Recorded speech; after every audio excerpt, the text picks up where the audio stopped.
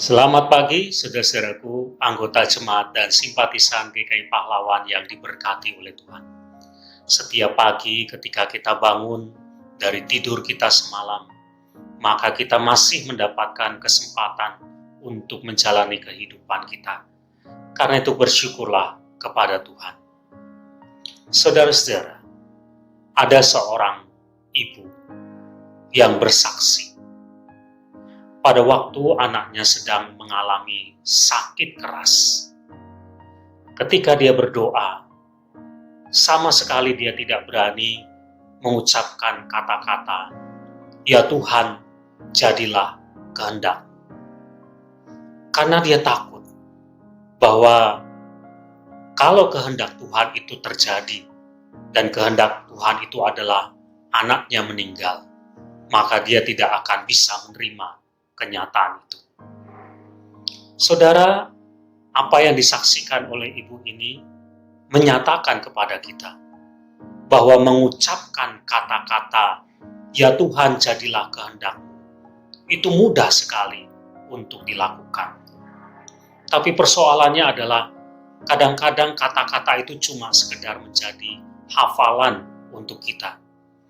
Padahal ketika kita berkata, "Ya Tuhan, jadilah kehendak-Mu," mestinya kita tahu dan siap untuk menerima apapun yang menjadi kehendak Tuhan.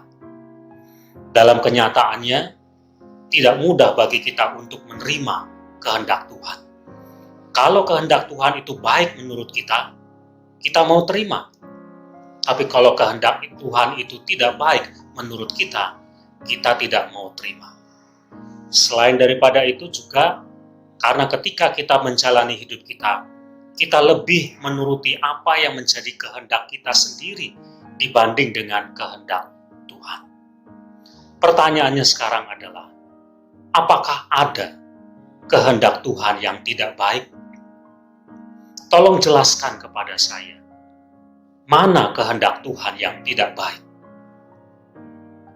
Saudara, dalam pergumulannya di Taman Getsemani, yang tertulis dalam Matius pasal 26, Tuhan Yesus berdoa demikian, "Ya Bapakku, jikalau sekiranya mungkin, biarlah cawan ini lalu daripadaku, tetapi janganlah seperti yang kukehendaki, melainkan seperti yang Engkau kehendaki."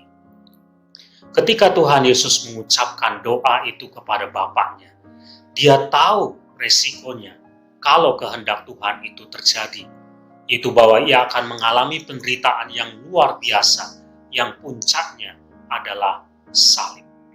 Tetapi apapun yang menjadi kehendak Tuhan, Tuhan Yesus mengajar kepada kita bahwa yang harusnya terjadi dalam hidup kita adalah kehendak Tuhan, bukan kehendak kita. Karena itu dia taat, dan kemudian dia berkata, "Jangan kehendakku yang terjadi, melainkan kehendak-Mu lah yang terjadi." Kita belajar dari Tuhan Yesus.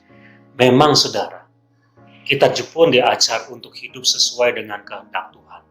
Dan ketika kita berdoa, biarlah kehendak Tuhan yang terjadi. Dan apapun bentuk kehendak Tuhan itu, kita mau taat. Mengapa? Karena sesungguhnya kita sadar bahwa kehendak Tuhan itu adalah yang terbaik untuk kehidupan kita. Marilah dengan berani kita mengatakan, "Ya Tuhan, jadilah kehendak-Mu." Amin.